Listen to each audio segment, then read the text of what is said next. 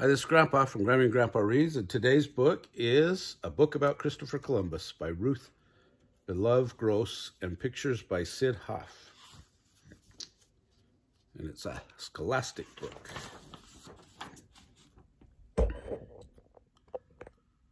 When Christopher Columbus was a little boy in Italy, he lived near the sea. Christopher Columbus became a sailor when he was very young. He went to the sea every time he had a chance.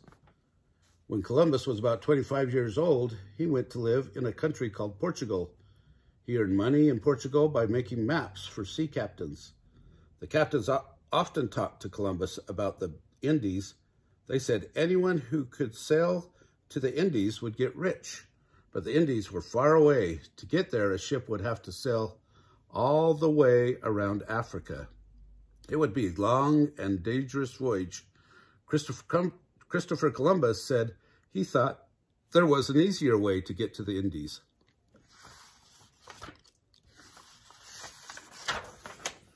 Columbus told the king of Portugal about his plan.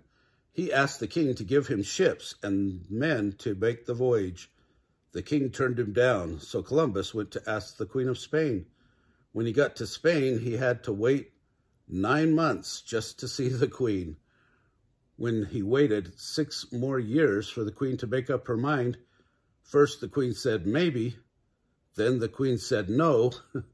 So Columbus decided to go to the King of France. Then the Queen changed her mind again. She sent a messenger to tell Columbus she would give him ships and men to take the voyage. Now Columbus had to get ready. He had to get ships. He had to hire men and boys to sail the ships. Some of the boys were only 12 or 13 years old.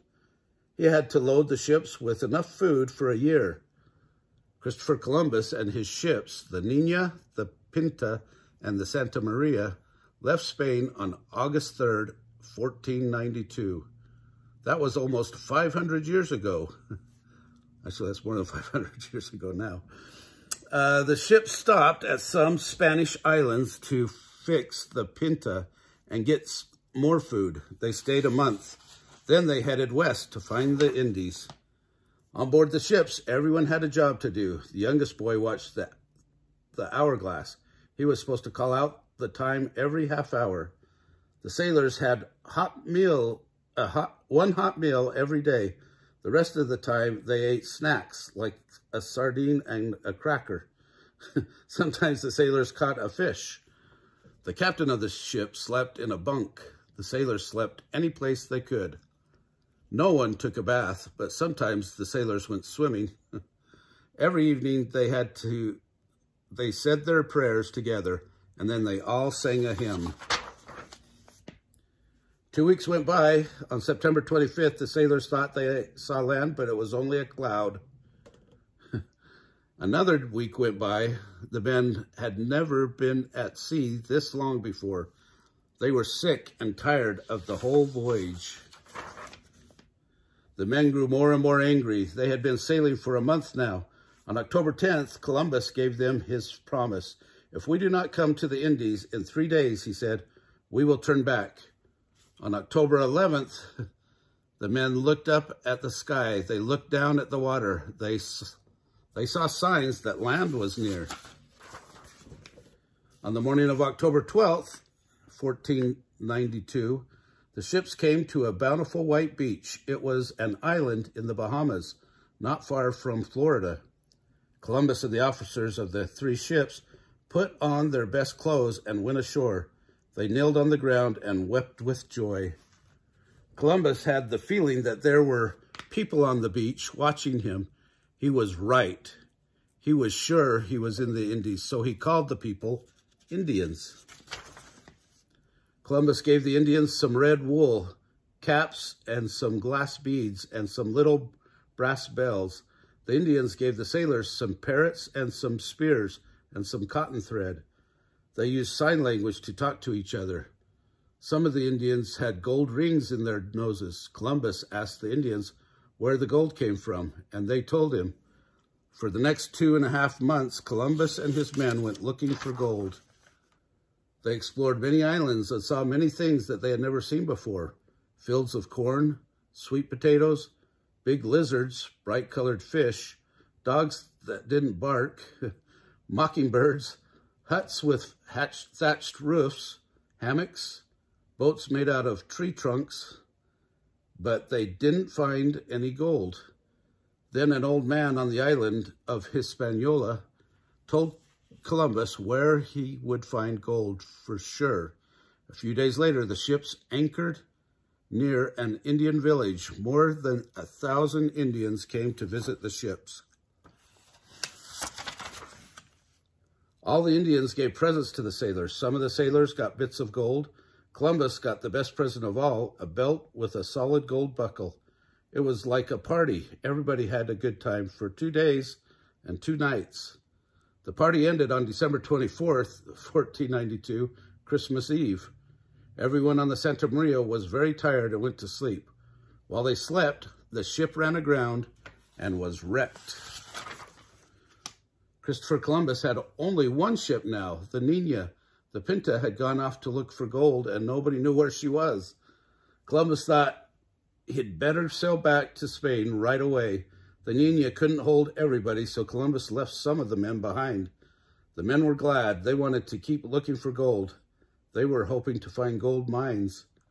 Columbus was sorry he had to leave before he could find pearls or spices or gold mines, but at least he thought he had found the Indies. To prove it, he was taking home some Indians, some parrots, some plants, and a little bit of gold. There was a terrible storm on the way back. Columbus thought that they would all be drowned. People would never know he had found the Indies. So he wrote a letter to the King and Queen of Spain. He put the letter in a barrel and threw the barrel into the sea. Nobody ever found the barrel, but the Nina reached Spain safely, and so did the Pinta. They had been at sea for 2 months. On March 15th, 1493, Christopher Columbus was back in Spain. Now he set out for the city of Barcelona, 800 miles away, to see the King and Queen. Columbus stopped at the town where his 2 young sons lived. He had not seen them for 8 months. He took them to Barcelona too.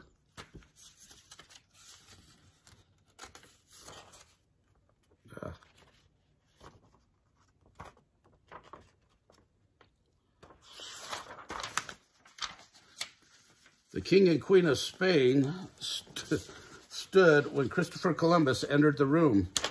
When he knelt to kiss their hands, they told him to rise and sit beside them. They looked at all the things Christopher had brought. "You have done well," they said. As soon as you are ready, you may go back to the Indies. We will give you all the ships and men you need." That day, Christopher Columbus was the happiest man in Spain. What happened afterwards? Christopher Columbus was never again as happy as on that day in Barcelona. He went back 3 more times to the lands he called the Indies. He found more gold, but not a lot more. He was often short of food and supplies. Often he was ill. He brought men from Spain to start a colony in the Indies, but he was not good at running colonies, and the men turned against him. The King and Queen of Spain sent another man to take charge of the colony. The man arrested Columbus, and Christopher Columbus was shipped back to Spain with iron chains on his wrists and ankles. Afterwards, the King and Queen were sorry. They gave Columbus permission to make his 4th voyage to the Indies. This voyage was the hardest one of all. When Columbus came back to Spain, he was a sick man, but he wanted to go to the Indies again. He wanted to run the colony again. The king would not let him go, and the queen was dead. Christopher Columbus became sadder and sicker and weaker. A year and a half later, at the age of 54, he died. His 2 sons, a few good friends, and a younger brother were at his bedside.